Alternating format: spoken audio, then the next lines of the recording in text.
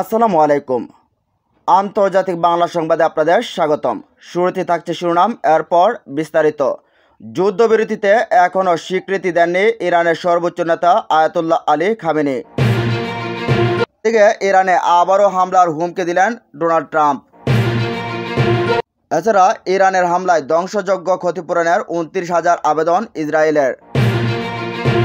এবং সর্বশেষ জানিয়ে দেব, ট্রাম্পের ইরান আগ্রাসনকে সমর্থন করে না বেশিরভাগ মার্কিনী, জরিপে বলা হয়েছে। এতক্ষণ শুনছেন সংবাদ শিরোনাম, এবার জানুন পুরো বিস্তারিত। যুদ্ধবিরতিতে এখনও স্বীকৃতি দেননি ইরানের সর্বোচ্চ নেতা। ইরান ও ইসরায়েলের মধ্যে যুদ্ধবিরতির বিষয়টি গতকাল দেশটির প্রেসিডেন্ট সহ সিনিয়র কর্মকর্তারা নিশ্চিত করেছিলেন, কিন্তু এরপরও দেশটির সর্বোচ্চ নেতা আয়াতুল্লাহ আলী খামেনির দিক থেকে বিষয়টি স্বীকার করে প্রকাশ্যে কোনো বক্তব্য আসেনি। দেশটির কোনো বিষয়ে তার বক্তব্যই শেষ কথা। সে কারণে দেশটির ভেতরে ও বাইরে থেকে এখন নজর দেওয়া হচ্ছে যে তিনি এ বিষয়ে কখন কথা বলবেন। খামেনি তেহরানে তার নিয়মিত বাসভবনে অবস্থান না করে নিরাপদ বাংকারে অবস্থান করছেন, এমন খবর আগে এসেছে, যদিও তা ইরান নিশ্চিত করেনি। সবশেষ গত 18 জুন তার আগে থেকে রেকর্ড করা একটি ভিডিও বার্তা টেলিভিশনে প্রচার হয়েছে। ওই ভাষণে তিনি নিঃশর্ত আত্মসমর্পণ করতে ডোনাল্ড ট্রাম্প যে আহ্বান জানিয়েছিলেন তা প্রত্যাখ্যান করেছিলেন। এদিকে ইরানে আবারও হামলার হুমকি দিলেন ট্রাম্প। ইরান যদি পারমাণবিক সমৃদ্ধকরণ কর্মসূচি পুনরায় শুরু করার চেষ্টা করে, তাহলে দেশটি আবারও হামলা চালানো হবে বলে হুঁশিয়ারি দিয়েছেন মার্কিন প্রেসিডেন্ট ডোনাল্ড ট্রাম্প। একজন সাংবাদিক তাকে জিজ্ঞাসা করেন যে যদি তেহরান তার ইউরেনিয়াম সমৃদ্ধকরণ স্থাপনা পুনর্নির্মাণ করে, তবে আমেরিকা আবারও আক্রমণ চালাবে কিনা। জবাবে ট্রাম্প বলেন, অবশ্যই। তিনি বলেন, সর্বশেষ বিষয়টি হচ্ছে তারা এখনোই যে কোনো কিছু সমৃদ্ধ করা তারা পুনরুদ্ধার করতে চায়। তিনি হুঁশিয়ারি দিয়ে বলেন, তারা বোমা বানাতে পারবে না এবং তারা ইউরেনিয়াম সমৃদ্ধ করতে পারবে না। সম্প্রতি ইরানের 3টি পারমাণবিক স্থাপনায় হামলা চালালো ট্রাম্প। এটিকে তিনি দ্বিতীয় বিশ্বযুদ্ধের অবসানে জাপানের আমেরিকার নিক্ষেপ করা পারমাণবিক হামলার সঙ্গে তুলনা করেন। ট্রাম্প বলেন, সেই জাপানে বোমা হামলা যুদ্ধের অবসান ঘটেছিল। আমি হিরোশিমার উদাহরণ ব্যবহার করতে চাই না, আমি নাগাসাকির উদাহরণ ব্যবহার করতে চাই না, তবে এটি মূলত একই রকম ছিল। এর ফলেও যুদ্ধ শেষ হয়ে গেল।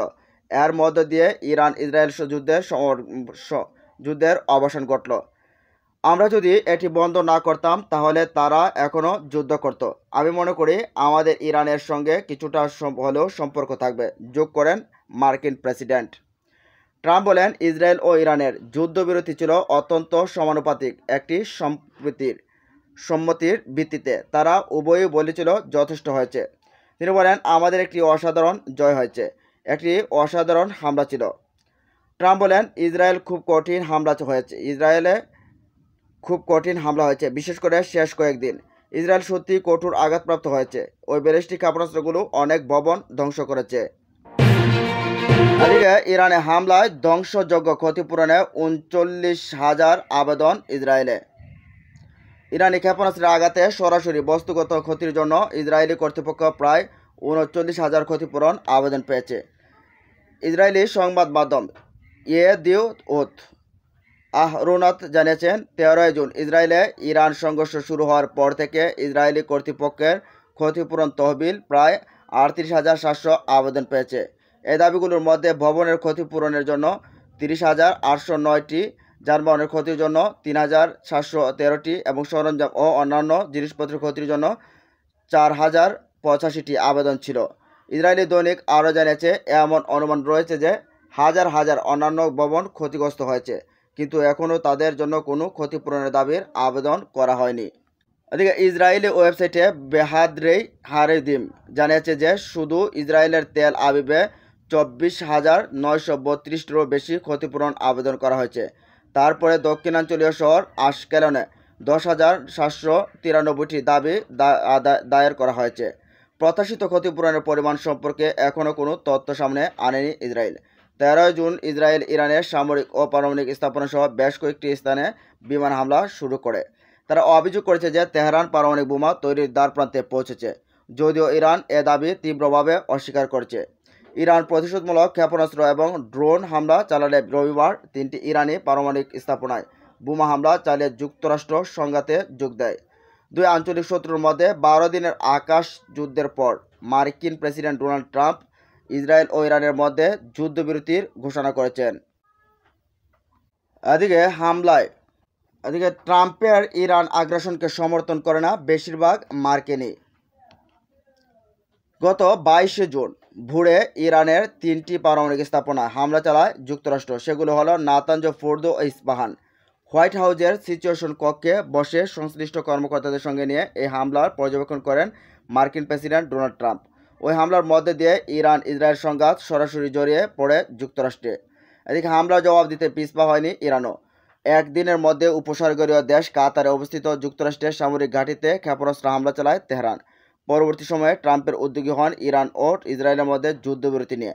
অবশেষে তার উদ্যোগে 12 দিন ধরে চলা সংঘাতের লাগাম টানা হয় যুদ্ধবিরতির আনুষ্ঠানিকভাবে কার্যকর করে। তবে ট্রাম্পের নির্দেশে ইরানে হঠাৎ যুক্তরাষ্ট্রের হামলা চালানোর ঘটনা সমর্থন করছে না বেশিরভাগ মার্কিন নাগরিক। সিএনএনের প্রতিবেদনে উঠে এসেছে এই বিষয়গুলো।